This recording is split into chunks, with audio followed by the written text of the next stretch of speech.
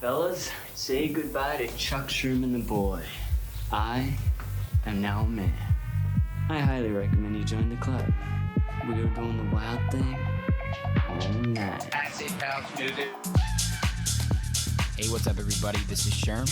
Sherman, I cook all this food. Is that all you gonna eat? General Sherman realized and understood the importance of house music. So, do you know anything about techno? No. Listen. Get it on. Hey, what's good, everyone, and welcome back to another brand new episode of Sherm in the Booth. I'm, of course, your host, Sherm, and today is Wednesday, May 12th, 2021. This is episode 160, and as you can tell, I'm really excited to share this one with you. Episode 160 features an old friend of mine who's been making a name for himself behind the scenes of the music industry for over a decade. My man, Brett Bassock, is in the booth, and we had an amazing conversation on this episode. Brett has worn many hats in his time in music and has been an instrumental part in making artists, producers, and songwriters' careers blossom. In episode 160, we got it all in. We talked about Brett's early days in music. He was raised in Connecticut by music-loving parents and has always had a true passion for all types of music. He got involved in tons of different music-related events and shows that we put on for the community, and he has some incredible stories from his early days, one involving Usher that you have to hear. We also talked about Brett's journey becoming the connector. Brett has experience in artist management, development, publishing, A&R, event curation, and has worked at various labels while learning from some of the most experienced people in the industry. Now, Brett has unique insight on how to put together the best teams in order to create desired outcomes. His invaluable experience and ability to bring out the best in others is what makes him a special member of the music industry. We also talked about building Renegade Songs, which is an LA-based management and publishing company with a focus on artist, songwriter, and producer development at an early stage in their career. Renegade Songs is truly special because Brett makes sure to consider the mental health status of each person he works with. His calculated approach has led some of his artists to work with worldwide talent like Selena Gomez, BB Rexa, Matoma, G-Eazy, and so much more. Truly amazing what Brett's been building with Renegade Songs. We also had a really special portion of the interview where I asked Brett some of the questions that I get all the time. Since Brett has been involved in the world of management and publishing and has a greater understanding on how it works when you're an upcoming artist, I wanted to ask him questions like, when is it time for management? How do I make money in the music industry? How do I get discovered? Brett gave some amazing insight on questions like this. I'd highly recommend paying close attention to this section if you have questions like these. Truly a pleasure to connect with Brett and get a behind-the-scenes look on the role he plays in the industry. I love interviewing people like Brett because I strongly believe that they are the bridges that connect all the towns of artists. It's incredible to see how much he's accomplished over the years, and I can't wait to see the impact he's going to make on a long-term scale. Much love and respect, my man. Thank you so much for making the time. I know you're really busy and it means a lot. Let's get into it right now so you guys can hear his story for yourselves. This is episode 160 with Brett Bassock.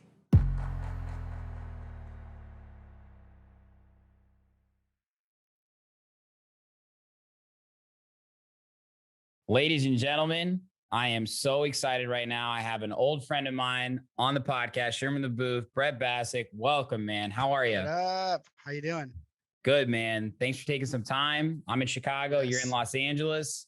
Can you make me jealous of the weather really quick? What's going on out there right now? Yesterday, I'm not gonna lie to you. I went to Disneyland. It was in the 70s. Jesus. You said to make you jealous. Yeah, you took it to the next level there. Yeah, it was amazing. That's awesome, man. I love it. It is so great to be connecting with you. I feel lucky to have been able to stay in touch with you over the years. We went to college together. We were Pledge Brothers, and you were in the music industry before we even got to college, man. So it's just awesome to see you still crushing it now on so many different levels. What a long road it's been for you, right? Thank you. It continues to be a roller coaster. That's for sure. No doubt about that, man. We've got a lot of awesome questions here for you, but I want to kick it off with something. I know you're going to like this question, and it's something that we've all been missing. Brett, what is the best live concert or show experience you've ever had? Oh, that's interesting. Mm-hmm. Not to go on a little bit of a tangent. Go on a tangent. I want it. you know, working in the industry, it can be sometimes difficult to go to concerts. You start to overanalyze them or think about them from a certain lens. Yeah. It's like the feeling like most people, if they get to go to a basketball game, it's the coolest experience they have of the year. And then all of a Right. sudden, if they get to go like into like an area where they're not allowed to go to a basketball game, it's like Yeah. that's a life-changing moment. Yeah. Even for me, like I'll do that and I'll be like, oh my God, like I just got to go into a special area Yeah. or like behind like where the players go. Right. And then I'll be like, you know, backstage at a concert in a trailer, miserable sometimes. Like, oh, I'm so tired. Yeah.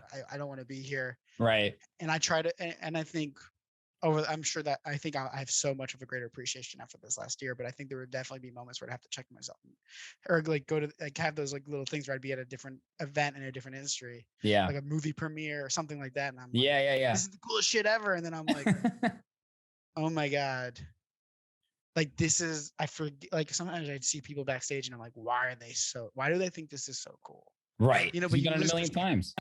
So you lose perspective really easily. So I would say like, I'm trying to think of concerts that I've been to where I was genuinely a fan. Yeah. Back in the day. But it might not have been back in the day. I mean, I will definitely say one of the first times hearing a song that I worked on performed live with Martin Garrix in front of like 5 to 10,000 people and just sing like to my song, like that I worked on, like fireworks going off. Yeah, that's special. That was like chills, and I can't not say that was one of the most special moments of my life. And you know, those moments like that you don't forget. But then there's also like, I love Coldplay. Seeing Coldplay at the Rose Bowl was so personally just like watching that performance as a fan. That one stands out. I've seen the Who a few times, and the Who is an important part of why I'm in music. So like seeing Baba O'Reilly or Pinball Wizard live. Yeah. Because my first concert was the Who when I was in 8th grade, and I recently saw them at the Hollywood Bowl. Wow. Right before COVID. So both times that was like special. I would say like those 3 would probably stand out for different reasons. Yeah. Love the variety. Yeah, and for some reason, I don't think I realized it in the moment because at the time I wasn't as close. Like this was a newer group of friends to me, who have now become my best friends. Yeah. So when I think back to this moment, I look back and I'm like, wow, I didn't realize how important that moment was. But I saw 1975 at Coachella. Yeah. I didn't want to. Coachella was something I didn't really want to go. I wasn't as close with these friends yet. They were like my friends, but they weren't my best friends. Like people I feel comfortable enough to hit up on one-on-one. Right. But the next thing I know, we were at 1975. Like we were all like hugging and having the best time. And we still talk about that concert. And I'm like, man, my memories of that one performance at that one festival where I probably saw 100 people perform and don't remember any of the other performances. I still remember like every moment of it. Yeah. So I think that's important.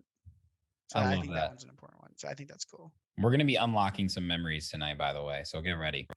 No, already. I mean, we did a little like catch up and like just like we just talked about some things from 8 to 10 years ago that I don't even remember. So I didn't even remember I remembered. So it's so crazy. I love that question for you because I figured you'd give us sort of a broad range. And since I've known you, you've always been passionate about so many different types of music, man. When you were growing up, your parents are fantastic people. So shout out to the Bassocks. Did they raise you on music, or when did it first come into your life? So that's a good question. So when I was in middle school, okay, I'm just gonna get this out of the way. Okay, go. My bar mitzvah theme was music. Yes. Music. Yeah. We can end the interview now. Everything makes sense. I had posters of Rolling Stones, the Beatles, the Who, Lynyrd Skynyrd, Led Zeppelin. Wow. Dark Side of the Moon, like you name it. Like I had posters in every section of my bar mitzvah. Every table was named after a band. So clearly at that point, I was already and I loved rock music. Rock music. My favorite band though was Green Day. Nice. Like that was at the time current because like my first album was Dookie that I bought, and then I loved like American Idiot. American Idiot. Yeah. Yeah. I'm like, classic. so good. But like I would say, like, as a genre, like I was a fan of classic rock. So Yeah. that obviously came from my dad. Mm-hmm. And it was actually funny. So he was one of the first people to get XM radio in his car.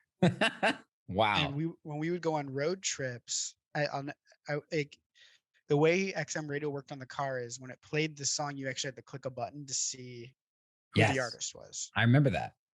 It was really weird. Mm-hmm.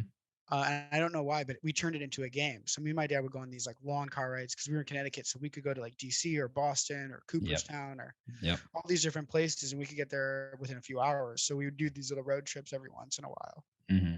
And on those road trips, we would play a game, and we would listen to XM radio, the classic rock station, and it was how quickly, without knowing who the artist was, could I guess the band just by hearing the song.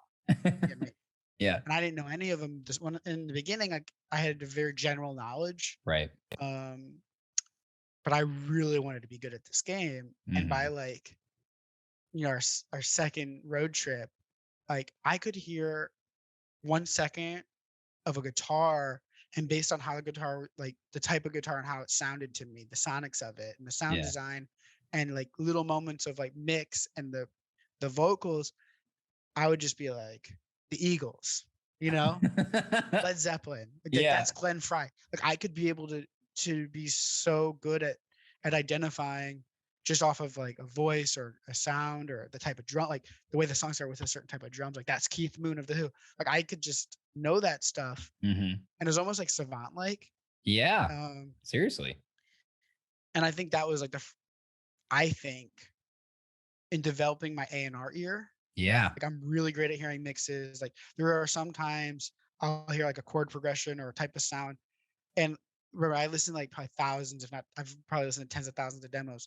Yeah. And like a producer of mine will send me a song and I'll be like, that's the same drum pattern you used on this song 3 years ago. You got an ear, bro. Like, and he's like, I don't even remember doing that. How did you know that? And it's just like this weird savant thing. Like I don't know how I know, but I do think that like that type of like attention to detail for sonics started then. So I would say that's where like my love of this side of music came in, where it was like I could never sing.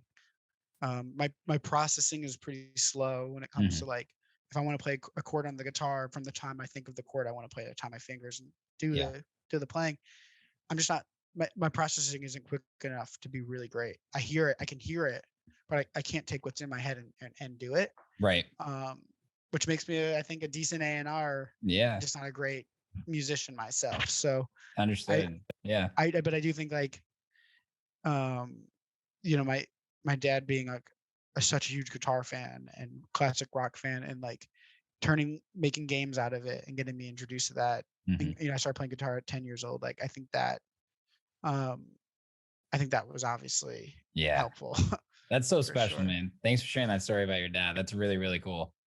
Yeah, I'm sure he'll like hearing that too. Yeah, my dad was a huge influence in that regard too. I remember it was like a little built-in XM thing. Like it wasn't even part of the radio. It was like this separate thing that was like in like the little weird part of the car, like barely fit in there. I remember that so too. Funny. You unlocked a memory for me with that. I love it.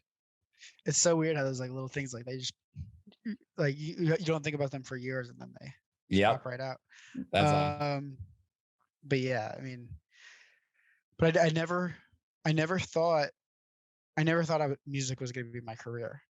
When did you like decide I'm passionate about this? I remember when you came to college, you already had a ton of experience, man. Yeah. I actually thought I was going to be a film director. I was going to go to film school. Yeah. Even throughout college, part of me thought that maybe that was still a path. Mm-hmm. Today, I still think that's a potential path. Never too late.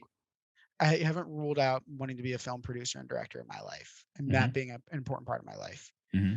And I think a lot of what I do now, as far as understanding the puzzle piece of something from a creative perspective, the different roles that someone has to play, like that a million different people have to play within to that puzzle piece, and how to empower and put each person in a position or help connect people or whatever it is to help bring the best out of somebody for a creative purpose that's bigger than ourselves. Like, I think that is a job of a movie producer or director. I just happen to do that for songs. I haven't, not to digress, but I haven't ruled that out in my life. And I think that's something that I'd really enjoy doing still. But amazing. I wanted to be a film director. That was my dream. And it's a long story, and I can get into it. But I started booking concerts at 15 at my local venue, and I remember pretty clearly, like at that time I was trying to make movies with, kids in my neighborhood, kids at school. 15 in Connecticut, putting on shows, trying to make movies. Incredible.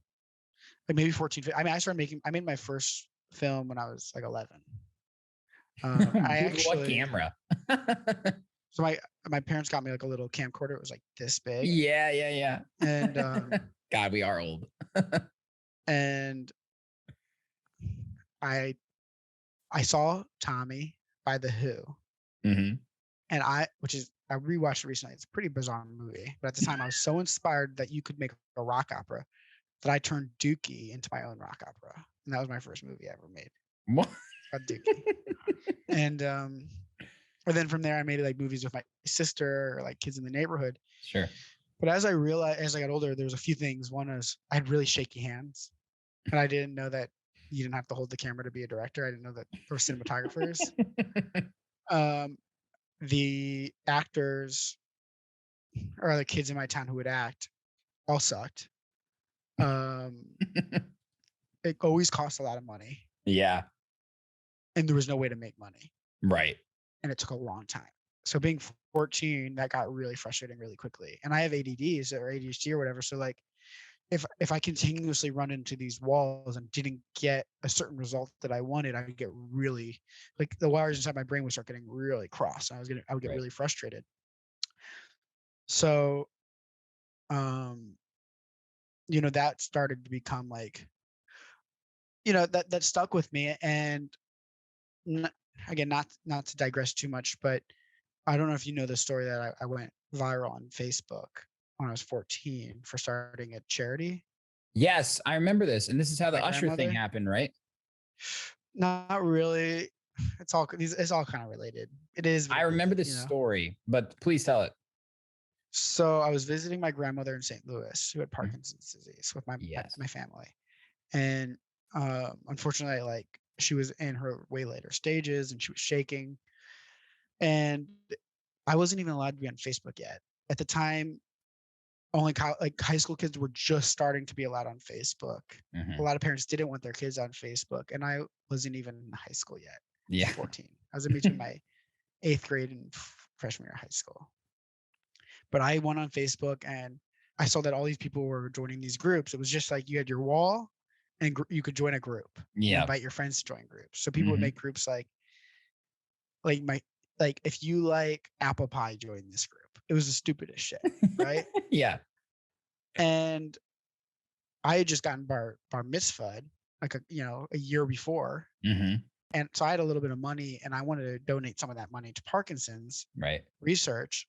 And I said, I'm going to make a group. And I said, for every person that joins this group, I'm going to donate 17 cents to Parkinson's disease. Love it. And I asked my grandmother, like, what number should I choose? I don't know why she chose 17, but I was like, fuck it. Like, that's the number. Yep. And I invited like the 100 friends I had on Facebook or 200 friends. And I said, you should each invite, or, whatever, invite some friends. And my thought was like, okay, if I get like 1,000 people in the group, I'll give $100. Maybe I get a couple thousand, I give a couple $100. Yep. And it started to like grow really quickly. Yeah. And then like the local newspaper picked it up. And then the local news station picked it up, and I don't know what happened. Like over the next month, it started becoming the story because Facebook had a really negative connotation to it. Yeah. And there was like, why, the story is, why is this 79-year-old grandmother on Facebook? What is she doing on Facebook? It was a story they kind of made. And then it was me being like, I put her there.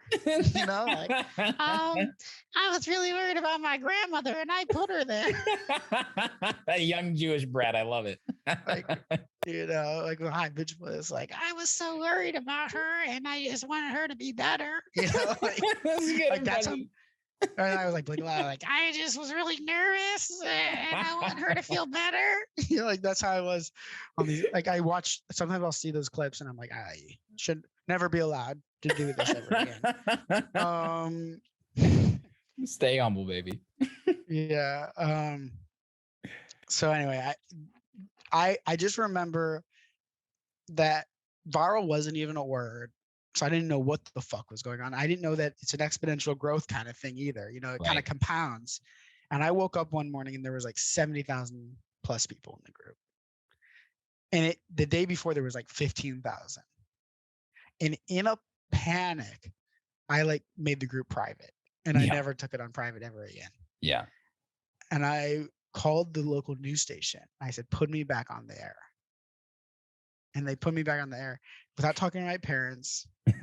Like what I was going to say. I went on live on TV and said, I'm going to raise the $10,000 by doing a walk for Parkinson's disease and all these things. Yeah. And my parents were like, what the fuck is he doing? Like there's no way he's going to be able to pull this off. But over the next year, I got like hundreds of kids from my school involved, did a bunch of bake sales. I did do like a little walk for Parkinson's event. Actually, I kind of remember like part of the event got rained out, which destroyed me, but it still like made a lot of money. Yeah. Which was cool. And that was what it was. But one of the things I did was a battle of the bands, like a benefit concert. Hell yes. And I called the local venue. They told me like, you need to get a sound guy. So I found someone to help me get a sound guy. They told me how many bands I could book. They get, all of a sudden it made so much sense to me. I was like, okay, I booked the bands, I get a sound guy, I get the venue. Mm-hmm. This is easy. This is easier than making a movie. I can just put it all together. And then I would tell the bands like, you guys all have to sell tickets. They're $10 each, $15 each, whatever they were. And then I would do the whole thing. And I just remember like whatever happened, like it made so much fucking money. Yeah. Like so many kids showed up to this show.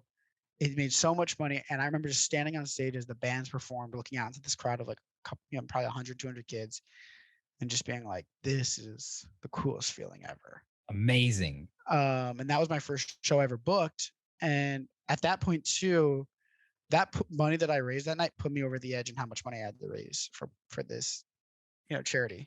Props to you, man. That's so special. So I was like, okay, it took a year. It was now the beginning of my sophomore year because it took literally all my freshman year.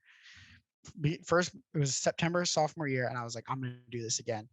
And by January of my sophomore year, I booked my first like real concert. Mm-hmm. That wasn't for it was for business at this point. Yeah. But I didn't know it was for I knew it was for a business, but I didn't know what a business actually meant. And I remember like after my first couple of shows, like I was making like $500 to $1,000 a night doing this, which now I know is a lot of money. I didn't know at the time. I had no idea how much money I was making. And I remember it was all on like, no one paid in credit cards or anything back then. It was all on cash. Yeah. And I remember I would come out with these wads of cash, like ones and fives, because that's how people paid. Yeah. In like these like little like envelopes that were exploding with cash, and I'd have it in my jacket. Yeah. And I couldn't drive yet, so my dad or mom would pick me up from these shows, and I'd be hiding the cash in my jacket. And I remember one time I go, Dad, look how I did tonight. Yeah. And I pull out like $500 in cash that's just falling everywhere. And my dad, I don't think he was mad at me. I think it was like an anxiety thing. He was like, my kid's got a lot of money in there. He was like, this is not safe. We need to go. Like, we're going to Chase tomorrow. And I felt like I was in trouble. Like, I thought I was in trouble. I was like, did I do something wrong? And he's like, no, we need to go to the bank. Like, you need to pay taxes on this. Like, you're making money. So like we went to Chase Bank the next day, and like, I remember on the way to the bank, I swear on my life, this is how it started. I'm on the way to the bank. My dad's like, you need to think of a name for your company. And I closed my eyes and I said, the first thing that I see when I open my eyes is going to be the name of my company. And for the rest of high school, my company is called Road Sign Productions. So that obviously is how that got there. Road Sign. Road Sign. Yeah. So I started booking shows all the time. And I think I primarily did emo bands. Every once in a while I'd do a rap show in there. I remember the first rap show I ever did made like $3,000 in one night, and I was like, is this real?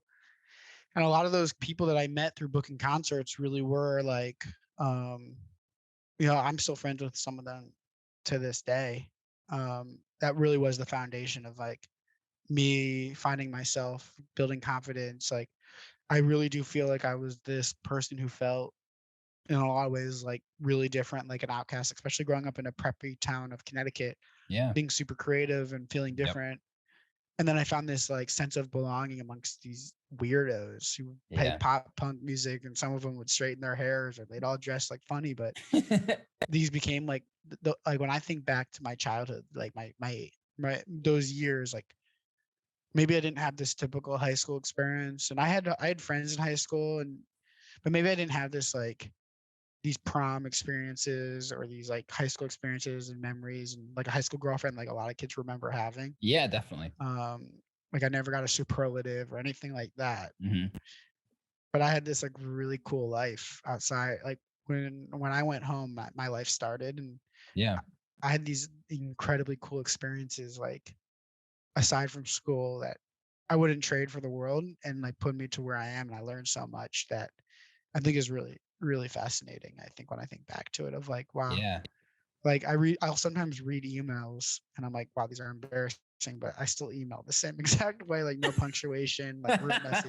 But it's funny. It's like I had this weird confidence and instinct on how to communicate, like in a way that people like answered, and I could navigate like bands and agents and whatever. That it's pretty cool. Like I got to get that experience so young. Yeah, man. I think that's really, really special that you were able to find that passion so young in such a genuine and raw way. Like it almost was meant to be. Yeah, and I think that, there was definitely moments where I would get really burned out and see other kids having normal experiences. And I think I look back on that, and I think back, like I remember moments where I would be so upset if I wasn't invited to a party. Yeah. And looking back, I'm like, why would I have been invited to the party? Like, part of the reason is if they invited me, I had a show that night. So why would I have been invited anyway? Yeah. And the other part is like, I didn't try to get invited. I didn't put myself in a position to get invited. Yeah.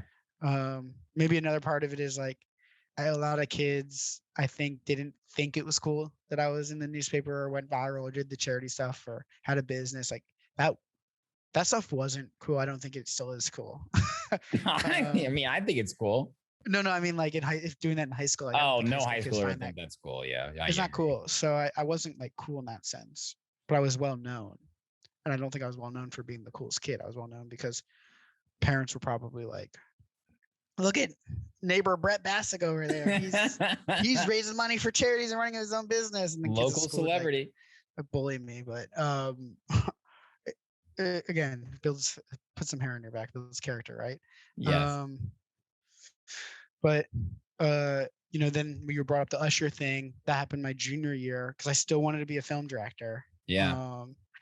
And someone, I think a guidance counselor or something, told me about a website for kids who are really passionate and entrepreneurial. And he was like, it's called DoSomething.org. You should check it out. So I would go on there like every day looking for opportunities. That just sounded cool to me. And one day on the front page of the website, it said direct a music video for Usher. So I was like, fuck it, I'm gonna apply. So I filled out an application, told the whole story about my grandmother, how I booked concerts, but how my dream was to still be a director and whatever. And I remember on my birthday, my 16th birthday, one of the, maybe 15th, whatever it was, I got a call being like, hey, you made it to the next round. We have some more questions to ask you. We also need your parents' number. I was like, yeah. This is how young you were, yeah. It was 15 or 16. It must have been my 16th birthday. Yeah. Yeah, it was. And then 2 months later, they call me and they're like, hey, can you put your dad on the phone? I was like, yeah. So it's like me and my dad, or no, they're on the phone with my dad. And he's like, and they give the phone back to me. And like, hey, so we just spoke to your dad. You did make it to the next round. and we need you're close. Are you how close? Your dad just said you're pretty close to New York, so we're gonna have you come in next week, and we're gonna do an in-person interview. Wow. And I was like, this is so cool. And it was at the School of Juilliard. So that my parents take me into the city. I missed school. This is so cool. And I'm like walking into the School of Juilliard, and they put me in like a waiting room, and it's taking forever. And I'm like, Dad, I didn't get it. And my dad's like, we should just go. Like, son, like sometimes in life, like, you know, these things happen. Like it's taking so long. Like let's just go. And I'm like, no, Dad, like let's wait 5 more minutes. And he's like, okay. Yeah. You know, really selling it. I was like, okay. So then they're like, okay, you can come with us now. And I walk into a room, and there's a camera there, and they're like, we're gonna like, I'm like, oh, maybe they're just videotaping me. And in that moment, a whole film crew pops out. They're all hiding, and Usher comes out, and he's like, congratulations, Brett, you're coming to Hollywood to direct my next music video. And I'm like what the fuck? I was in shock, and I couldn't say anything. And I'm like, and they're like, and I'm like, and like I'm not reacting, and they're like, you're coming to Hollywood. I'm like, oh my God, like this is crazy. And then like we give him a hug, and I think I was in shock because like the way they did it too is he was hiding behind his bodyguard, Usher was, and then he like popped out, and then all the cameras come out, and I'm just like, I look at my parents, and my mom knew it was coming, but she's still looking like she's in shock. So they were icing you on purpose? Oh, it was all one. When they were on the phone with my dad, they explained everything that was going to happen. Oh, they weren't telling that it was one big elaborate prank on me to tell me that I won. That's so awesome. And I remember why I was 16, and it was this happened in the beginning of June. I'm really good with dates. They called me. I got told on my birthday that I made it to the next round. This was the last week of May, I think, actually. And then I was supposed to go in June, so it was supposed to happen quick. Right. Do you know what happened in June, late June 2009? No. Michael Jackson died. Oh yeah, shit. So they like postponed the whole thing because Usher and Michael Jackson were super close. Yeah. So then like I think it took pretty much another 9 months until I actually went. And I just kept booking concerts, but it was kind of this thing where it was like the Usher thing, it never went away because at this point everyone knew I had won. Right. But I didn't go yet. So for 9 months I was just the Usher kid. Yeah. Like, oh, that's the Usher guy. And I remember there was like, dude, I remember the local newspaper put me on it was a special edition. Wow. It was just it wasn't even a newspaper. It was just a picture of me holding a camera, and it says local team goes to Hollywood. Wow. Dude, can we get that picture and put it in the corner? I need to see that. Oh, I'll ask my mom to send it to me. Yeah, I need that. I'm doing it right now. Can you send pic of me on newspaper? Local team goes to Hollywood. Let me just do a quick search. We need to edit this. We can. And see if I type in newspaper into my phone, if it comes up. It's so cool, dude. And my mom's really good at saving this shit. We can now see the Bassock Pro Shops hat that will be available here one day. We're just creating some demand. So fine. I'm sorry. I want to find this. No, I want to see it. It's pretty funny. Yeah, dude, that's awesome. There's no sugarcoating how incredibly cool that is. What was Usher like? Was he tall? He's pretty short, isn't he? He's really short. Okay. I found a video I took of my mom showing me a bunch of newspaper articles. I'm just through that. A lot of it's IDS stuff, though. IDS. Oh.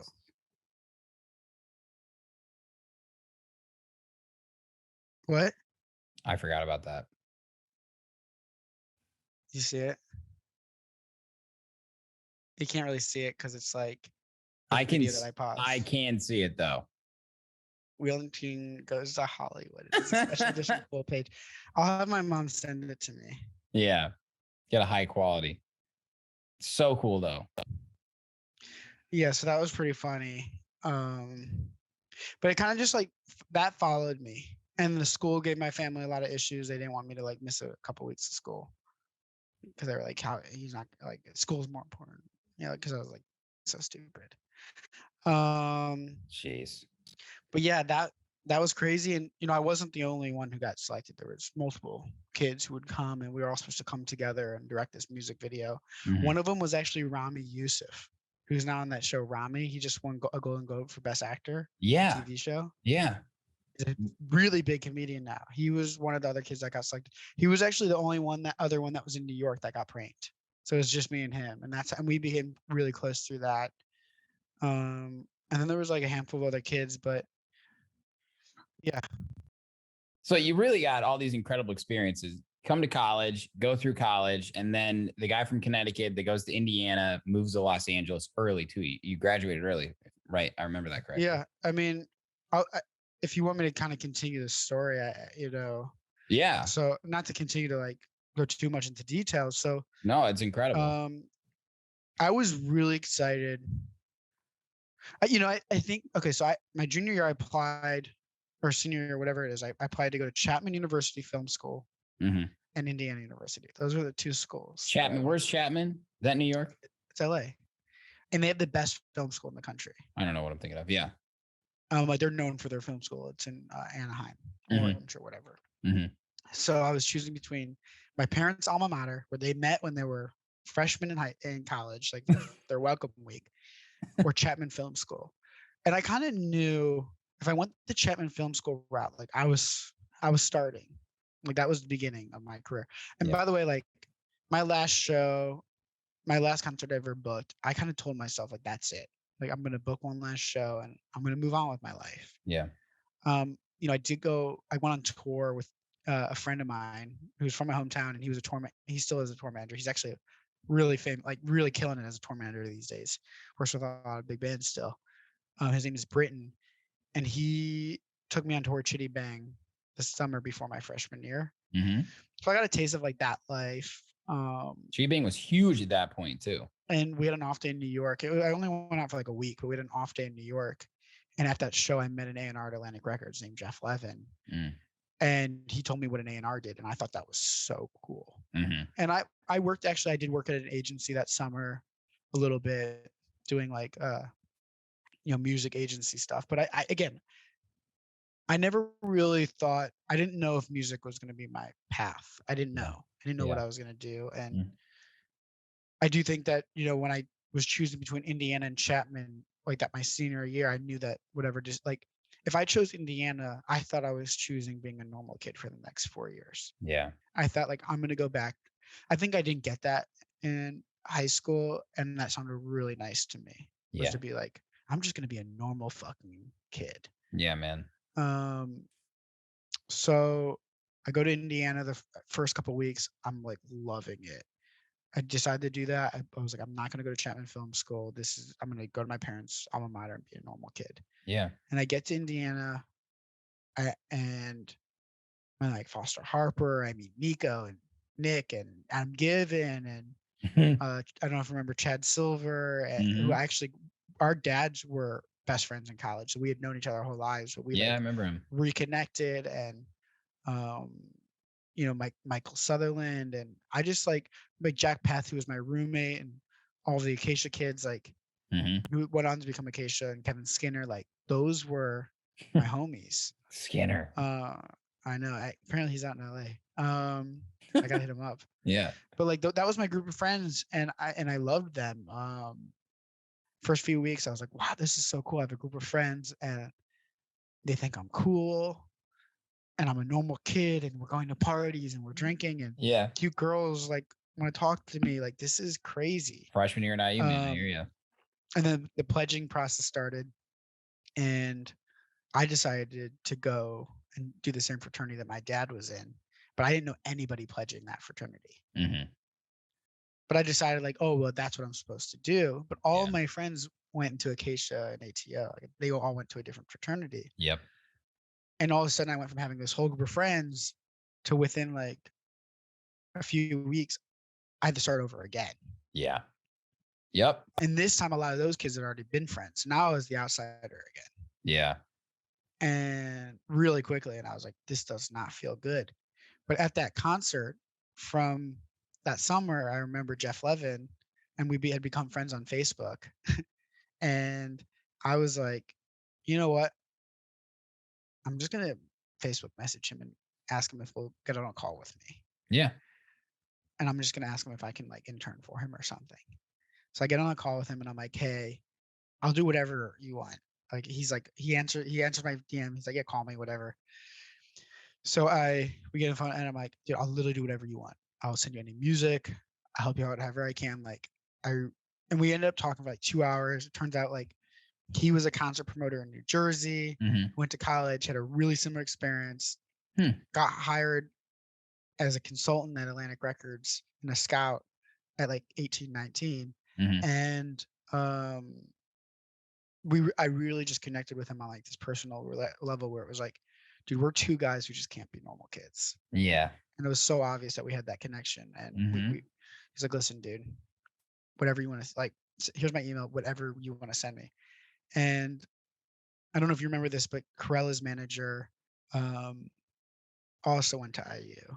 Yes. So someone at IU was like, dude, you got to send, like, at this point I was like sending a bunch of songs to Atlantic and had this internship and it was rolling. And someone was like, you got to send Atlantic Corella, like they're going to be huge. So I sent that to Atlantic. I sent Corella to Atlantic. And I think that like started a bidding war. Well, I know Probably. it did. It started this bidding war by December.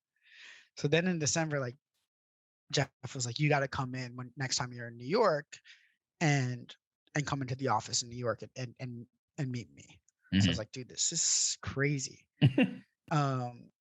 But because of like my freshman year, that first semester, like school wasn't easy. I had that tough experience. A lot of the classes I ended up taking were these like second 8-week classes. So they were like quarterly classes. Yeah, I remember those. Yeah. Because I had withdrew from like a few of my earlier classes and had to pick up new ones because I was like trying to get in the business school. I was like, I'm not doing that either. That's so stupid. So then one of the only classes I could pick up was a first aid responder class. Wow. So I was now certified as a first aid responder. And I had a duty in my mind that if I ever came across an instance where I had to be a first aid responder, that I took a pledge. Yeah, for to sure. Be a first aid responder. So I'm walking to the most important meeting of my life in New York City. It is negative 10 degrees outside. And across the street, out of nowhere, this fucking old 90-year-old lady just eats shit on the curb. Oh my God. She trips before the curb and smashes her face into the curb. And I just see her teeth go everywhere. Oh. She knocks out all of her teeth. And she's lying on the ground. And in typical New York fashion, people were stepping over her. Not one person stopped to help her. And I'm like, I've got a duty here. Yeah. And of course, like morally, I was like, I was going to help her. So I'm like, look at my watch. I'm like, or my phone or whatever I had. And I'm like, I'm going to be late for this meeting at Atlantic, but I got to go save this lady. Yeah. So and I swear to God, like I could call Jeff right now and be like, why did you, I'm not going to ruin it, but he would remember this moment. This is unforgettable. So I'm like, you know what? Fuck it. So I decide to like save this woman's life. I stop on the side of the road. I like help her. She starts going. I could tell she was going into shock. So I did all the things that you learn to prevent someone from going into shock. I pick up her teeth. I call 911. Go through all the steps. The ambulance comes. They thank me. I was like, "Here's her teeth. You know, here's everything that happened." I explained to them. I help them put her in the ambulance, and then I fucking book it to 52nd and 6th. Yeah. To the Atlantic Records office, and I walk in. I'm like 30 minutes late. Probably had blood on me. I don't even fucking know. And I'm like, I'm so sorry I'm late. And they're like, what happened? And I was like, I told him the story about the old lady, and they're like, "You're lying." I was like, "I swear on my life." And he was like, "How can I not hire you now?" Yeah. So then they give me like this job as a scout as Atlantic, and it was pretty cool. And that was something I did for the next few years. And that summer after my freshman year, we started Pledgeship Spring, together, right? obviously in the spring, which I went back to ATO, which for obvious reasons, because that's where all my friends had been.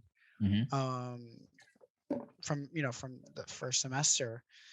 But I had this job now at Atlantic, so I had both, and I had to kind of like do both, live this life as like a fraternity kid and IU kid, and also like balance now that like I felt like I had this duty as like an A&R scout or whatever the fuck I was. I don't even know what they would have called me. Probably, I think I was getting internship credit because I thought, because I wanted to get it for credits for school, because I Yeah. at this point wanted all the credits I could get. Yeah. But yeah, that was again, I know I'm telling a lot of this story here, I love it. but that was the beginning. And so I was in New York the first summer, about the whole sophomore year.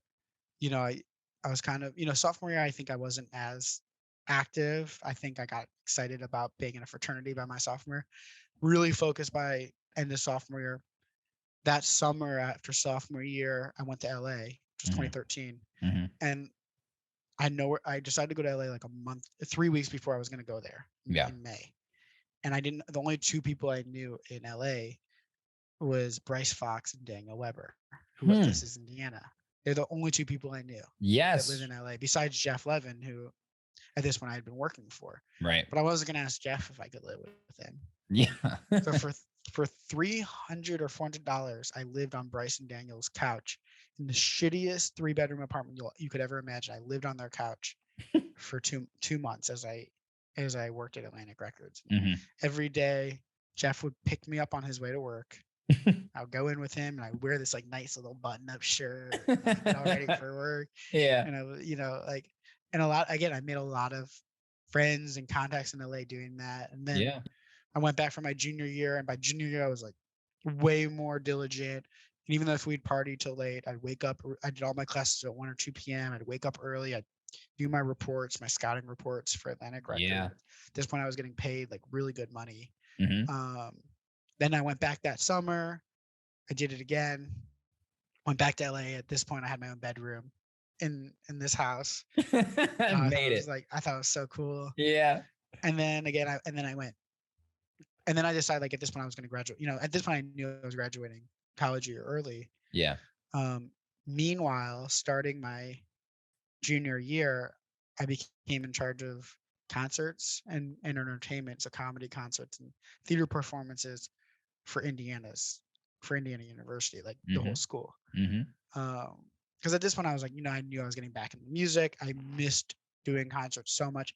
I did a couple concerts on my own. I did an Aaron Carter concert. I don't know if you remember that. I remember that. That of course. Fucking slayed. Like I made so much money doing that. And then like I did a couple others. I don't remember. But I was like, okay, I'm back. Fucking Brady the promoter is back, baby. And I was kind of bored with Indiana, as you remember. I was starting to get bored with the fraternity life. Yeah. I was starting to realize that wasn't for me by my junior year too. So I was in charge of like overseeing hundreds of thousands of dollars in budgets that you could just lose to book concerts. It was the craziest thing. So I don't know if you remember, but like this is at a cool time. Like I ended up booking Cruella. I booked B.O.B. I booked Kevin Hart on comedy and Adam Devine, from Workaholic. Of course. I booked Chance the Rapper, which was fucking massive. Kaiza. So I did a ton of shows that were like really fun and successful. You were president of this. What was it called again exactly? So I was a director, concert, live entertainment director for Union Board. Yes, for Union Board. That's what I'm thinking of, right? Yeah, and Union Board's like they have a lot of different directors. Some do like, like social events or art or film or we each get budgets to do different stuff. I just was in charge of live entertainment, which kind of embodied dope, dude. Yeah, it embodied like comedy, music, and I actually did. I brought. I helped produce a Broadway show, Legally Blonde the musical at the Dusk. I love Kirk that musical. Assembly. I That love was like one of the. musicals. I thought that was like one of the coolest things I did was fucking produce a Broadway show and do that. That's I was more on the. legendary. I was more like. I will admit that was the least creative I ever was in something where I kind of had to like really trust somebody else to be like creatively the producer because I was like I don't know anything about producing a Broadway show, but I did all the budgeting and so it was like brought it to fucking campus and that was pretty cool. Awesome. So like that was all going on meanwhile, but at this point I knew after my junior year like I was done, but I didn't know that my term as a concert director went until like October, November. So I was like, okay, this is perfect. I'm going to graduate after my junior year, get all my credits done, which I did. And that was a lot of work to have all those jobs and graduate in 3 years. Right. To this day, I'm like, still like, I have dreams that I wake up and be like, oh, wait, I didn't actually graduate college because it doesn't make sense how I did that. Because I'm not good at school. I never did my homework. So I don't know how I graduated in 3 years. I literally never studied once. But Indiana. so crazy. But maybe it's because I was doing classes like first aid responder. Yeah, hey, do what you got to do. Yeah. So, anyway, so I know I'm kind of like digressing a lot, but no, man, I knew that I was like, this is gonna be great. I'm gonna do that summer in LA, 2014. Right. Everyone's gonna. The funny thing I started to realize about LA is like you might not see someone for 3 months, and that's not weird. So I realized that when I came back my junior year, and I started to see people who I hadn't seen in 10 months, and I would come out during break, so maybe I would see them every few months. Yeah. They had no idea that I didn't live there. They had no idea that I was still at school. So I started to hit me. I'm like, if I don't tell anybody I'm in school, they just think they haven't seen me in months. Yeah. So I was like, okay, this is perfect. I'm going to go back. I'm going to do the last 3 months, my first 3 months of my senior year. I'm going to do the Kevin Hart show, the B.O.B. show, the Chance the Rapper, Corella show, all those shows. Yeah. Just fucking go out with a bang. I had no classes. I was working for Atlantic from school. I was making money, getting paid, doing those shows. Like it was great. And then Atlantic was like, by the way, when you're done in October, November, we want you to go to, we're going to transfer you. We want you to go back to New York because that's where you got to start over. Like we're going to give you like a low level A&R position, but you got to be in New York. And I was like, at this point, I was like, all my friends are in LA. You know, Bryce and Daniel were, you know, they came from This Is the NIU, but they were songwriters, and they introduced me to the whole songwriter producer community. Yeah. Working at Atlantic, that was like a lot of the young people in LA who I became friends with just happened to be songwriters and producers. And again, I just like thought that was such a cool, underappreciated community of people that I really connected with. So I was like, okay, you know, I'm going to, I'm like, okay, I was like, okay, this is, I'm sorry, it's getting late. No, yeah, I understand. Getting into the songwriting world. I know. But anyway, I was like, this sucks. I'm gonna have to go to New York. Yeah, man. But I was like, you know, I'll do it for 6 months. I'll see how it goes. And I didn't know how long it was gonna be. So I get to New York, and it just so happens that winter is the polar vortex. Do you remember the polar vortex? Of course. It was like this thing that came across the whole East Coast where it was like negative degrees every day, dark all the time. Negative. And Atlantic had moved offices onto Broadway, and this new building that they were in, the subway station was in the building. So I would take the train in because, by the way, my parents made me commute.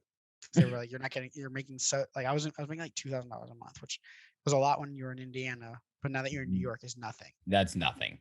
And it was a lot when your parents are paying for college. You have no expenses and nothing when you're in New York City. Yeah. So I was like, shit, that didn't go up. So so I'm like, okay, what am I going to do? Yeah. So I'm like, every day I'd go in, it would be dark when I left my house. I'd get on the train. The train would take me to the subway. The subway would take me to my building. I would never see light. I'd go up to the building. It was negative 10 degrees. I would work. By the time I left around 6 or 7 p.m., I'd go down. It was still dark. Take the train home. Get home at like 8 or 9 p.m. to Connecticut. Get home. and do it all over again. And after a few months of that and seeing stories of people having the time of their life, I would go back to Indiana like every once in a while. Like I remember I went back for around Christmas time for a few of the Christmas parties, and I came back again in like February, and I'd be like, dude, real life is awesome. I'm killing it. But I was miserable. I was so miserable. And I really wanted to go to LA. And I kept saying, like, I really want to go to LA, but it just wasn't in my cards. So I met another A&R at Republic, which their office was down the street. And he had worked at Atlantic. And he was like, listen, dude, I can get you a job here that will pay you $3,000 a month. You can live in LA.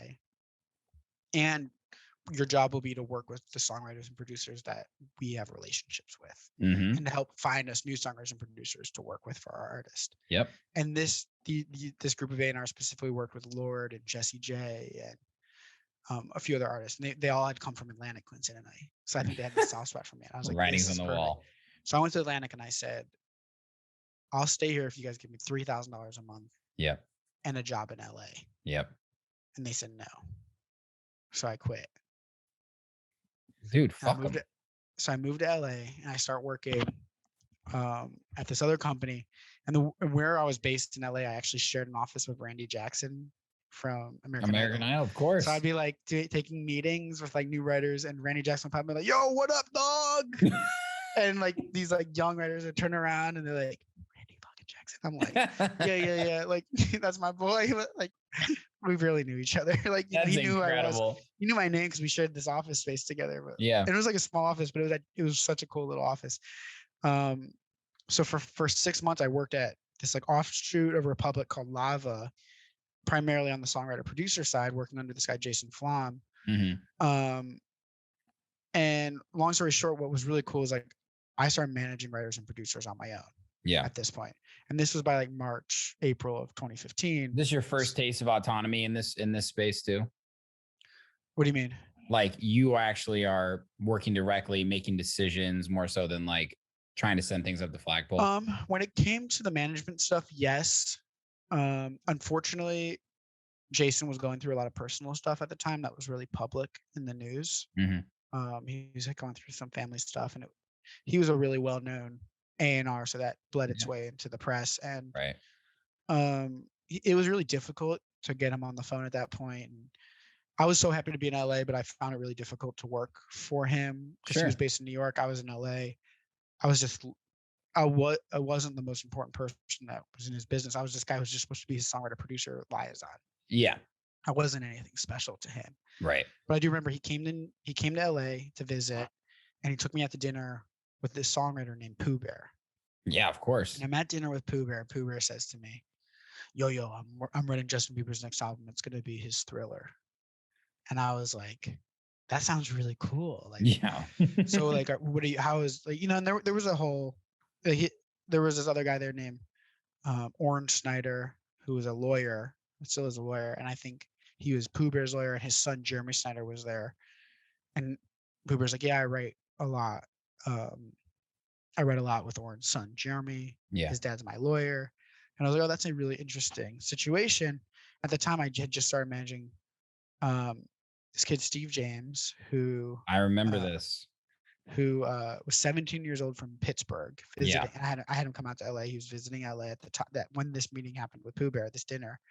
I had just started managing this guy, Eben Wares, who's still a close friend of mine. He was in one of the pop punk bands from Connecticut that I used to book on my shows. Nice. I just started managing David Pramick, who I still manage to this day.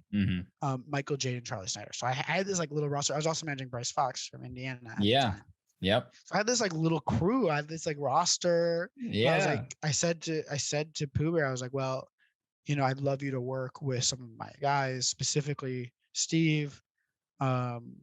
Can I have him come by the studio next time you're there? And I told Jeremy this, and Jeremy and Pooh Bear were like, yeah, bring him by the studio. Yeah. So he goes by the studio, like, I think a couple days later, and I heard I think I was there for like a second. But I just remember like that night they sent me the song and they were like, this is what we wrote tonight. And I was like, oh, this song's really great. And Pooh Bear's like, yeah, I texted it to Justin. No, don't send it to anybody. And I was like, okay. So I kind of just sat on it, and then I heard like a couple weeks later, like Justin heard it and cried. That was the only thing I'd ever heard. And I go to at this point to like Lava started to expand. Other people started to get like more people were getting hired in the LA office, and I started to kind of like move lower down the totem pole. So I went from being like one of the only like one of two people in the LA office, and the only person in the LA office was kind of like, you know, she wasn't as passionate about writer producers as I was actually. To now being like one of a few multiple people there, and I was the 22-year-old kid. Yeah. I just turned 22 actually while this was all going on. Right. So they were just like, "What? Who the fuck is this guy?" Yeah, totally. You know? And I remember I went and I said, "Hey guys, I think I just got a Justin Bieber cut." And someone goes, "Yeah, you and everyone else in LA," because everyone in the writer producer scene I didn't realize was like trying to write for Justin Bieber's album. Yep. And everyone thought they had a Justin Bieber cut. Yep. So I end up now like few months ago.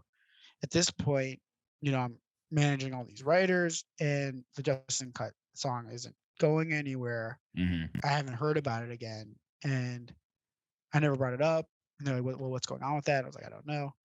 But what I did know, by the way, is that the day before that session with Pooh Bear, Steve had written a song with Eben, my friend from Connecticut, who would play my shows in the band. And I guess that was the song that they had rewritten, basically, like those chords and the foundation of that song. Yeah. That's what became of this song that was written in this session. So I was like, okay, you know, I don't really know what's going on. And I wake up from a text one day from someone in the New York office, and they're like, "Hey, by the way, we're getting rid of your position. We don't need someone to help us with songwriters and producers in your role anymore." And I was like, okay. Like at this point, I was like, I'm managing these writers and producers. Yeah. I'm not going to tell my parents, but I don't know what I'm going to do. Yeah. And then like I introduced one of them to a couple of them to different publishing companies, including Pramic. And I was like, okay, doing the math, I'm like, I can make a little bit of money. I can make enough money off of doing these publishing deals just with these guys to survive for 6 months. But if I don't survive this, I'm going to have to get a job or not do management anymore. Right. And I was scrolling through Instagram that like within that week. And again, you know, what I had heard, what the truth was and what reality was, I had no idea at this point. Yeah. It's so hard to tell. Yeah. And I didn't have enough relationships or contacts to really find out. And I'm scrolling through Instagram, and I just see a picture of Justin Bieber getting Purpose tattooed on himself. And that was really how myself and Eben and Steve all found out that we had the Justin Bieber cut. Like the song Justin Bieber. This was the track. It was Purpose. And he named the album after that and got it tattooed on himself. Yeah, and that's how we all found out. Clip that. Bang. Holy fucking shit, Brett. Sign from above, man. After all those things sort of just falling through and slipping through your fingers, this happens.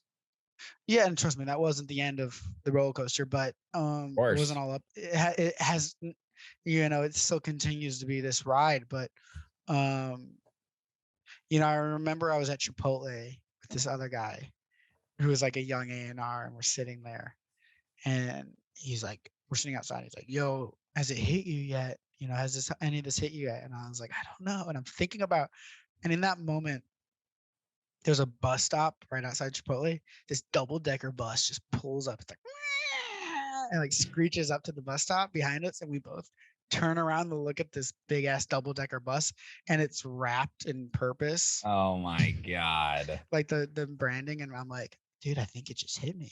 Like that's a moment I won't forget. That was like pretty cool. And obviously the album came out and really was a huge album for him. And from there, that led me to meet people at Scooter Braun's management company. That led me to meet Martin Garrix. From there, Martin and I early on built this relationship. And what came of that was, I sent him In the Name of Love, which went on to be a massive record for him. I think it just hit 1 billion streams. Yeah. It's like one of the top 10 biggest dance records of, at least on Spotify, of all time. Yeah. Or something like that. Some weird stat like that I just read. Something crazy. With like, Baby. With Baby Rexha. Yeah. you know, that was pretty crazy. Yeah, I think that all those things, obviously Steve had done some of the production on that, and a lot of that came from a philosophy that I think we all had on, you know, that Steve could be this guy who could take really great songs and help make them great records through this really cool sound he was doing. Um, that became that became In the Name of Love and the foundation for it, where with Martin and everything. But then from there, I really have continued to grow a management company. But something then realized too is like there's this darker side, there's this underbelly to the songwriter producer world that I found really important, which is this mental health side.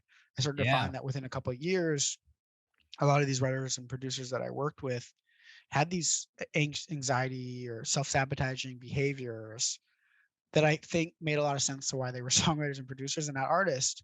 And I think it's totally natural.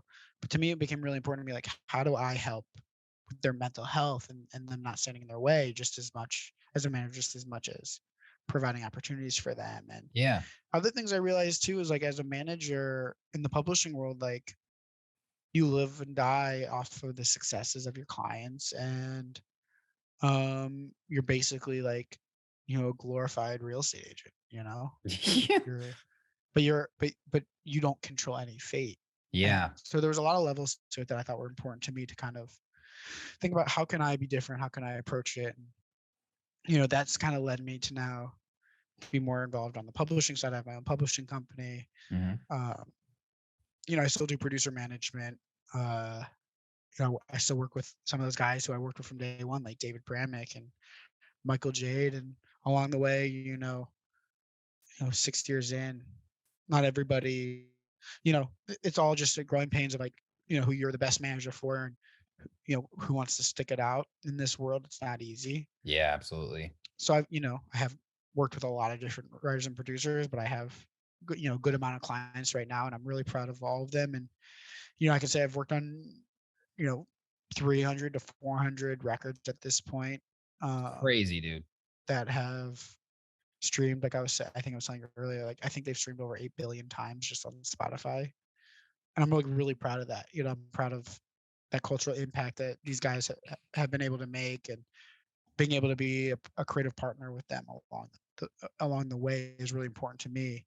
But I'm also always thinking for myself as someone who is creative myself, like what are the things that I can do to be more, that utilize more of my strengths and weaknesses and my and my creative abilities. So to me, there's I think where I'm at right now, like as of today, and where COVID made the writer like changed a lot in the writer producer community. Like Zoom sessions can only do so much, and it's life that I've devoted a big portion of my career to, and I wouldn't change it for a second. But how can I now make today or tomorrow the beginning of this next chapter? And that's what I'm constantly thinking about. And as I dive into a world of publishing and tech and doing Twitch and doing podcasting and being a voice, I think, for the writing community, because I do believe that there's laws that needs to change, there's transparency that needs to change, there's a lot that needs to happen. I'm like, I want this next chapter to not only be like, how can I be an advocate, but also an entrepreneur.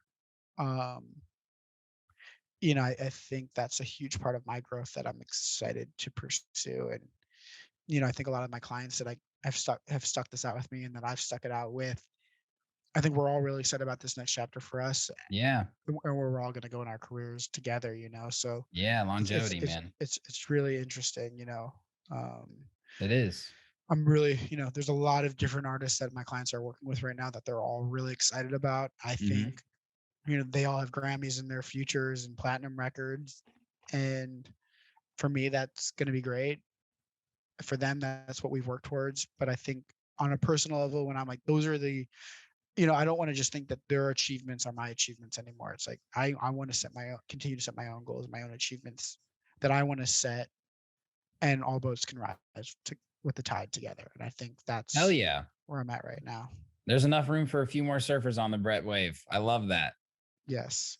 That's awesome, man. Can you tell us a little bit more about Renegade Songs on your website, just to give people sort of the generalized description? It's a LA-based music management and publishing company with an emphasis, and I love this, on artist, producer, and songwriter development at an early stage in their careers, with a focus on mental health too, which you mentioned.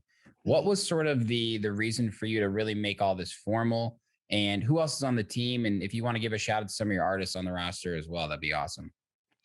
Yeah. You know, I would say they're all doing great. I have some new younger guys like Griff Clausen and this guy Sam Dressler, who goes by Skis, who are just like, I think their progress during COVID.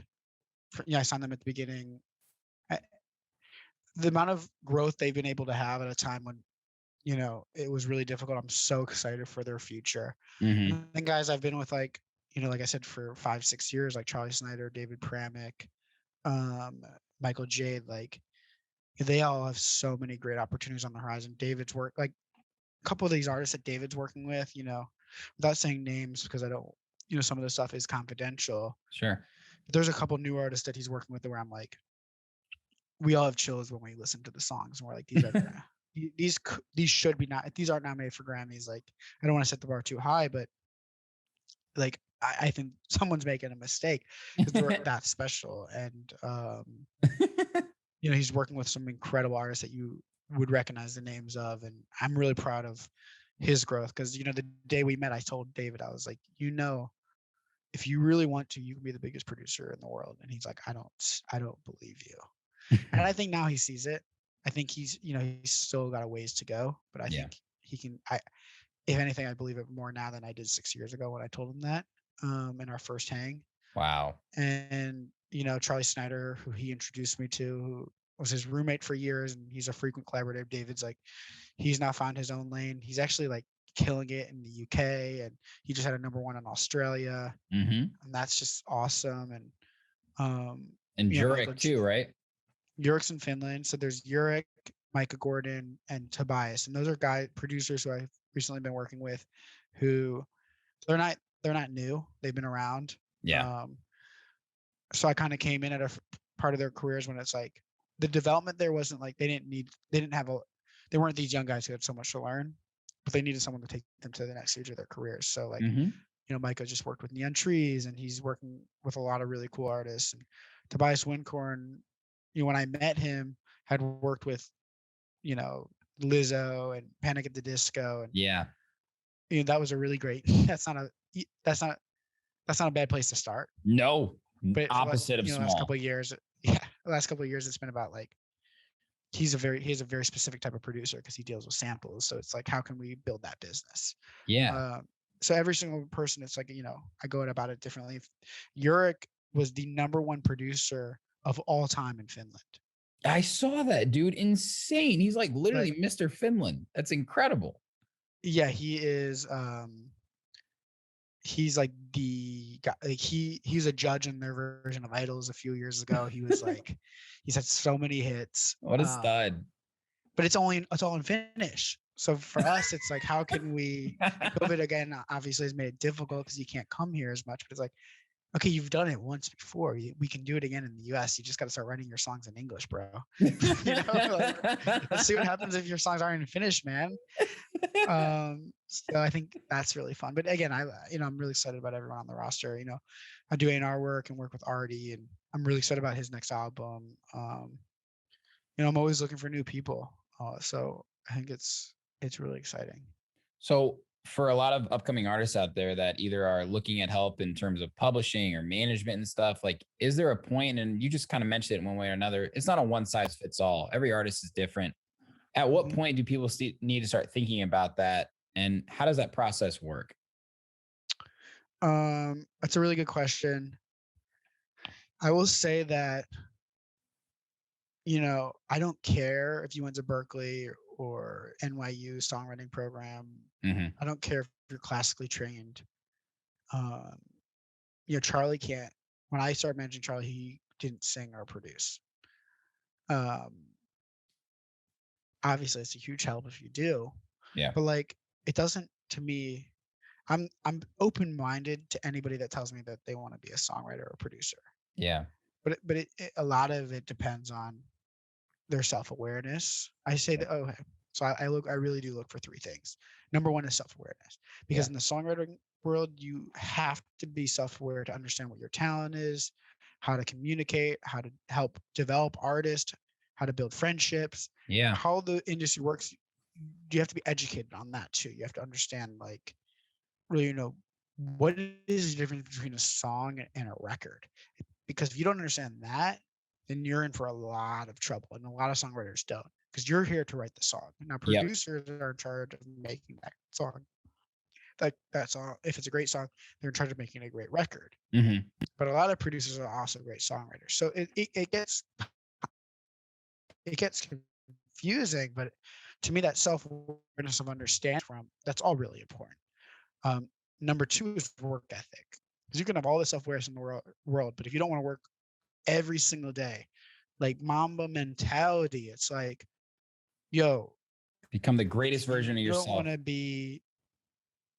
It's like, if you don't want to write a song every single day, spend the time that you're not writing songs, like building relationships with other writers, working with meeting other artists, coming up with concepts or melodies or listening to music, like being inspired. Like, if your world does not revolve around this, going to concerts, finding new artists, being an entrepreneur and a hustler yourself, like if you're not working hard at this every single day, then good luck, because it's going to be very difficult for you. You might fall into a hit, but good luck sustaining it if you haven't already gotten into those habits. Yeah. It's like, it's not easy. So I more now than ever, that's something I look for, especially with COVID has really added a magnifying glass to that.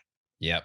And number three is talent, because you could have all the work ethic in the world and all the self-awareness, but if you're not like really talented, it's going to be more difficult for you. I think there are people who have those two things and maybe are 7 out of 10 on talent, and they can go on to be the biggest songwriters of all time, because if they really know their talent and they have good ears, they can still make it and do really well. Yeah. But if you're 10 out of 10 on talent, but you have no self-awareness or work ethic, I don't give a shit.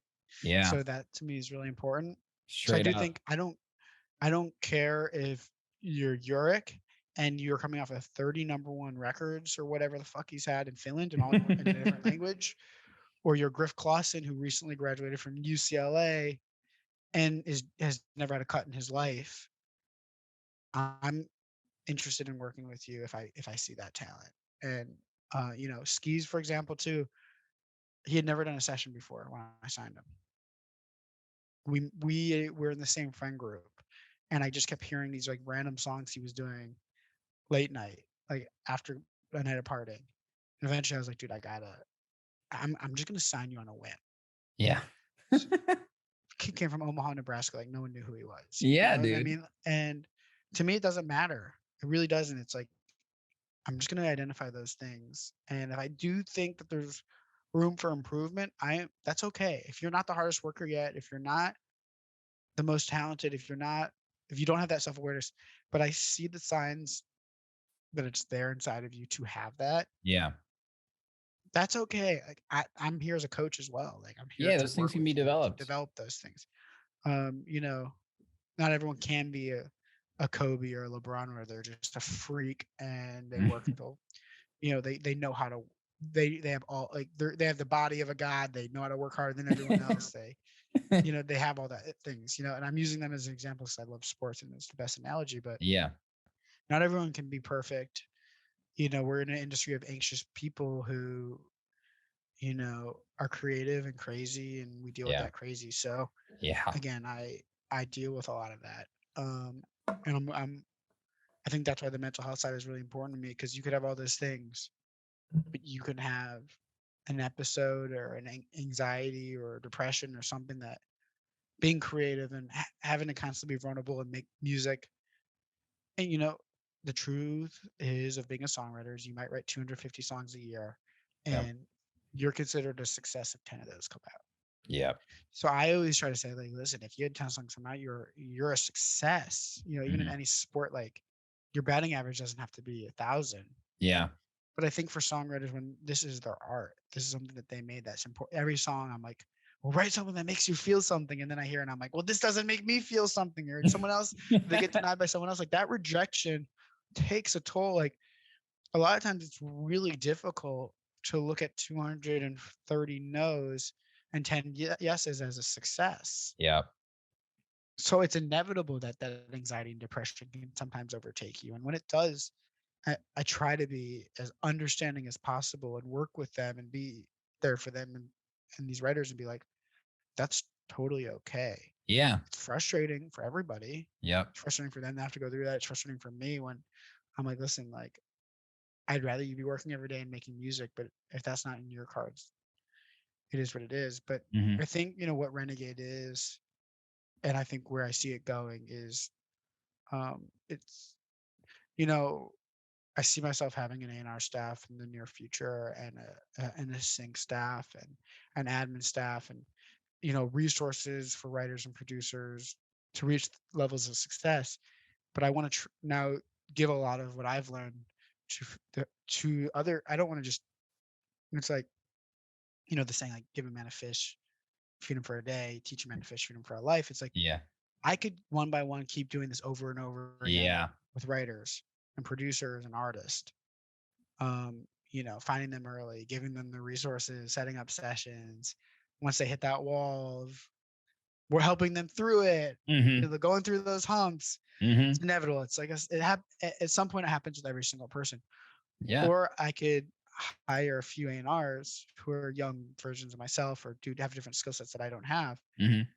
Teach them how to navigate those things, those instances, and do those with 10 or 15 or 20 songwriters. And I'm looking forward in this next chapter to expanding that. Well, I also have a different elements of a staff who could provide different resources, because something that people don't understand about publishing is the only two ways you make money is sync. Not the only two ways, but like really the only two ways right now. Spotify changed some of their laws because no one's buying music anymore. Right. Is radio and sync. Yep. So it's like, okay, well, if I'm signing you and we don't even think there's we're saying you might not have a radio success for 3 to 5 years. Yeah. And we're going into it. Then where do we think you're going to make your money? So it's like having a sync team that can help them build businesses and helping the writers and producers understand and artists do it and utilize that sync staff, and working with the sync staff that understands that early in a writer producer's career, this is how they might be able to make their money. And if you look at a lot of my clients who 6 years later still having careers, like, we've built them businesses in sync before they had success in music so that they could have money in their pocket to survive and recoup their deals. And that's really important. So, and I'm really blessed for some of the relationships I had from internships and my scouting at Atlantic, where some of my friends went on to be music supervisors or whatever, which is how I worked on, like, I did helped do a few songs on Bright, the Netflix movie. Yeah, really? That's amazing. I think Birds of Prey, Birth of a Nation, had a song in soundtracks for like Mercy and Planet of the Apes. And it's like, hell yeah. Some of those came from different, clients, seeing people at their publishers, but a lot of those came from relationships that I built, like Bright and Birds of Prey and Birth of a Nation. Like, that came from my friend Joe, and I was a intern scout. He was an assistant, and our cubicles were next to each other. And we, so it's like, but those relationships led to 6 figures in business total between me and my clients that helped all of us survive in the beginning. And I think that's really important to pass on to, again, it's like, I can keep making these relationships from one by one going for them, but to really grow and continue to do this for as many songwriters and producers as possible, I'm looking forward to that next chapter where it's like helping sync people who their only job is to help build businesses early in the careers for these writers and producers. Yes. Keyword there, businesses. I love that. And then the third part of the triangle for me is this admin side, this creative services side, which is like, metadata collection. Clean metadata is so important. Registration, that, collecting your money and knowing where all the money is supposed to come from and making sure you're collecting all your money. There's no rhyme or reason to how money is collected in music right now. It's based on laws that are 100 years old, that the laws were written for sheet music. before any of our grandparents were born. Jesus. They haven't been changed. They're not advantageous to streaming royalties for songwriters and producers and artists, especially on the publishing side. Yep. And we don't, these laws are going to change. We don't know when, but in the meantime, we can only work within, the walls of what we're in. And, Yep. I think the most important thing is understanding that, like, if you don't go out and actively every day try and collect from SAG-AFTRA, from Harry Fox, from Sound Exchange, Neighboring Rights, ASCAP and BMI, PROs, whatever they are, CSEC, SOCAN, whatever it might be, wherever you are, if you don't go collect on those royalties and actively chase them down, then no one's going to pay you. It's fucked up. And to me, it's really important to build a team of people who their job is to do that.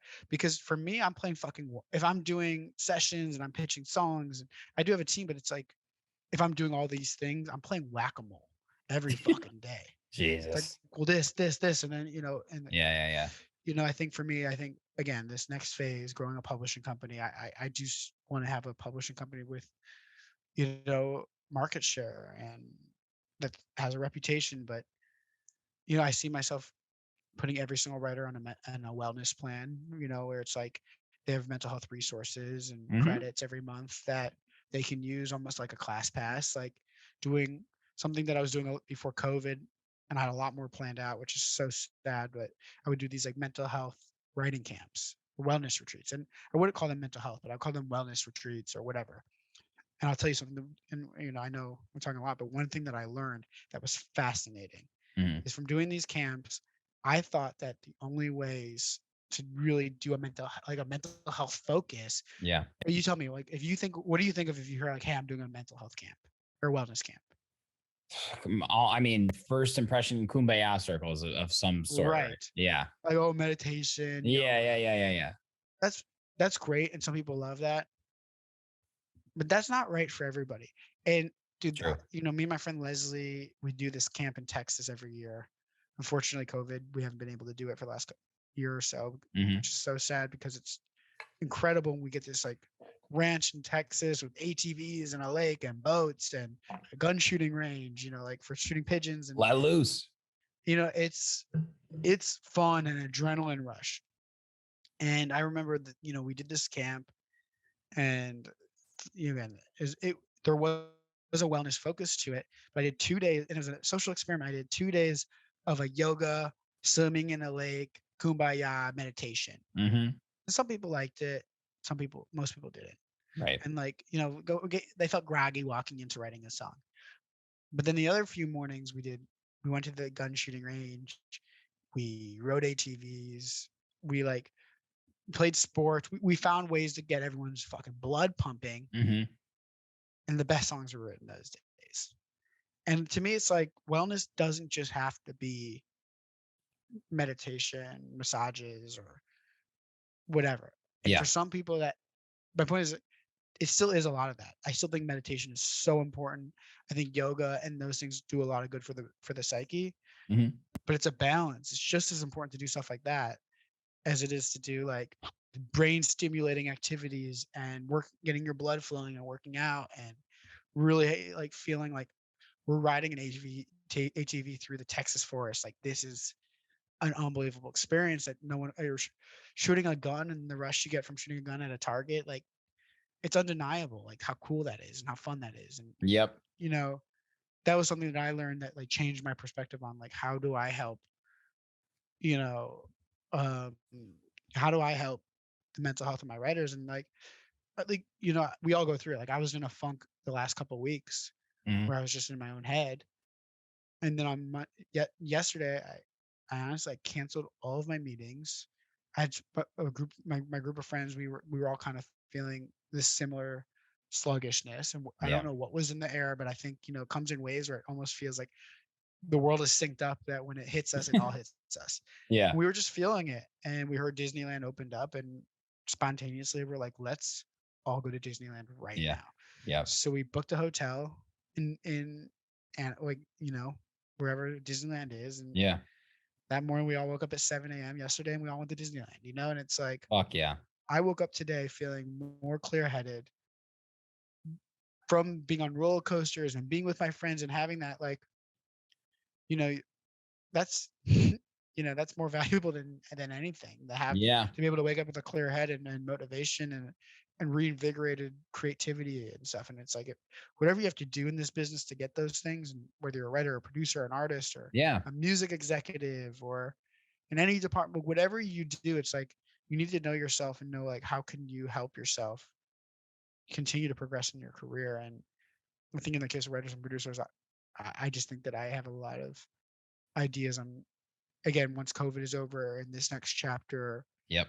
Um, again, I think there's on the admin tech side, there's a lot of advancements that can be done, and I want to be a part of making and bring that all together to build a really, what is Renegade Songs like. I think, right now it is a boutique management and publishing company with an emphasis on development and mental health and wellness and all those things. But Yeah. what I think it can become is something so much bigger. So, I know it's a kind of, again, another long answer, but Dude, I hope that kind of sums it up. Brett, I can't even begin to tell you how much I personally have learned from the stories that you've told. And you can say you're like probably the best podcast guest because everything fucking makes sense, man. I've just been hanging out here listening. This has just been like school's in session. Like, I mean, I was already proud to know you with all the success you've had, but to hear you kind of walk through everything, man, and see where you're at now, like, I got mad love and respect for you, bro, for real. No, likewise. And when you hit me up about doing this, I was genuinely stoked. And podcasting is something that I've wanted to do, and the fact that you've done so many episodes through COVID, like, that's inspiring to me too, because I think sometimes I can say all this and be like, you got to practice what you preach. Like, this is something like, I'm proud of you for not just saying this is something you want to do, but actually doing it and killing it and doing all these episodes, because, like, thank you, man. That's really awesome. Yeah. I mean, those three things, like, I try and do that as well. Like, I've tried to believe in my brand more than anybody else and have fun with it, dude. You know what I mean? Like, if only your dad and my dad and us listen to this episode, that's fine with me because I've had a blast and it made an impact. I'm doing this to make an impact on my life and on others. And the second that I really started accepting that over the past 2-3 years is when the podcast grew the most. So that's awesome. Just like hearing you open up today and tell these incredible stories. And I know there's so many artists out there and even people that listen to the podcast that aren't artists. I think there's a lot to be learned from what you said about just doing what you love and sticking to that and believing in it. I appreciate that, dude. It's cool to hear you say that. Yeah, dude. Fun, dude. I really mean that. And congratulations on everything. And Renegade is the shit, bro. Like, because when we locked down this date, whatever, a few weeks ago, I immediately hopped on, checked out your website, listened to all of your artist shit. People got to check it out. RenegadeSongs.com. You can see the bios on who he's working with and all the songs. Clean website, by the way. Nice and clean. Like it a lot. It's got a ways to go, but thank you. Well, whatever. It makes sense. I know. So tell me, what were, not to put you on the spot, but what were some of your favorite songs from those lists that you listen to? Oh, I'd have to go through, but that's why I brought up Urek, bro, because I started looking at his shit, because like I mean, of course, like you see Grammy nominated on some of the other artists as well. I mean, of course, I'm familiar with Artie, like been a huge inspiration for me, like from a DJ perspective. He's globally renowned. I love Anjuna. I love his track with Audien, even his recent remix, ILB. Michael Jade, sick producer, multi-instrumentalist. I'm like so taken back by people that are so naturally gifted at instrumentation like that, bro. It's insane. He's a Chicago guy. Is he? He's from Northbrook, which is funny because before I moved to Connecticut, I lived in Northbrook. So it's a little small world coincidence. That's awesome. And I'm glad you brought up skis because I think that's so cool. Just like a guy from Omaha, Nebraska. You know what I mean? Like, doesn't matter where you are. He moved out to LA with no job, not really any relationships, built a group of friends, kind of found his way. He's only 22, 23, and like, yeah, I think he should. As he progresses in his career, he's someone you should talk to. Maybe have on it, as he starts to build his discography, because he's absolutely, man. really And interesting guy. that's my thing too. Is like I only want to have people on the podcast who are passionate about what they do and have something to say about it. It doesn't matter to me how big or small you are. And there is a point where I started this. It'll be 5 years in September. Sherman the Booth. This is episode 160. So it's like I was a small guy at one point, and I know 5 years from now, there's still going to be so much more room to grow, but like I got no plans of slowing down. So when I hear about artists like that, dude, I'm from Zionsville, Indiana, man. You know what I mean? Like that ain't shit. Zionsville, fucking Indiana. And I'm trying to do my thing here in Chicago. And it's just inspiring when I hear about artists like that and that have made it too. Everybody comes from somewhere different, but we can all use each other to help. And I think that's been a silver lining of COVID, at least in the artist community, is the actual community aspect of it. Us all wanting to be on the same team for once. Totally. You know what I mean? I think that, I think you're 100% right. I feel like, it's actually been cool to see in some ways how Zoom proved to us that, I mean, obviously in any industry, but music, I had my doubts, man. I really just didn't know if it was going to work. I was one of the people being like, how can a song that makes you feel something be written through the internet? Yeah. I didn't know. Like, it wasn't like I thought like it's impossible, but I didn't know. And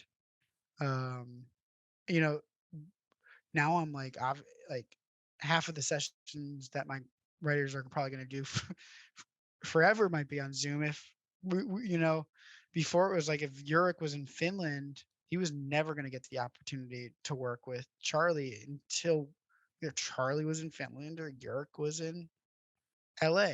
But now it's like,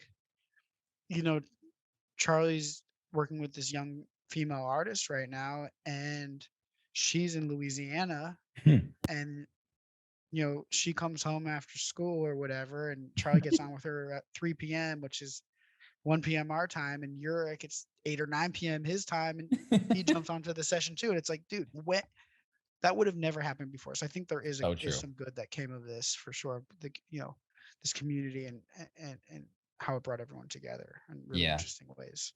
Dude, but for real, that's actually incredible. I couldn't agree more. And that actually has been a huge thing for me in the past year is I really enjoy the in-person experience with podcasting, but I've gone all over the world with interviews the past year, man. And it's just, I don't know, it's fucking cool. I don't know how else to say it. You know what I mean? Totally. No, I love that. But dude, it's been just so incredible connecting with you again. I want to stay in more consistent touch. Hell yeah. I for real, bro. Like what you're doing is so dope. And thank you, bro. To all the people that might know us from our past, we never stop. Never feel like it's too late to start your dream, whatever it is, guys. For real. Yeah, VTL, baby. Oh, I haven't heard that in a long time. My little sister said that the other day, and I was like, "Whoa!" I heard that. It's so funny. Oh, that's right. God. Oh my God, it's been a minute. Holy shit, Brett, you're the man. Thanks so much for taking some time, man. This has been a genuine pleasure. I'll talk to you later, bro. Peace. All right, homie. Thank you. Right. Man, do I love Sherman the Booth. Oh, hey, I think you do too. Hope you enjoyed that piece of content. If you're looking for more, make sure to go to my YouTube channel and hit that subscribe button and turn on all notifications so you don't miss any upcoming Sherman the Booth interviews, live sets, new music, exclusive artist interviews, Sherm's Word, sub-pack reviews, and more. This is your one-stop shop for everything entertainment. Cheers.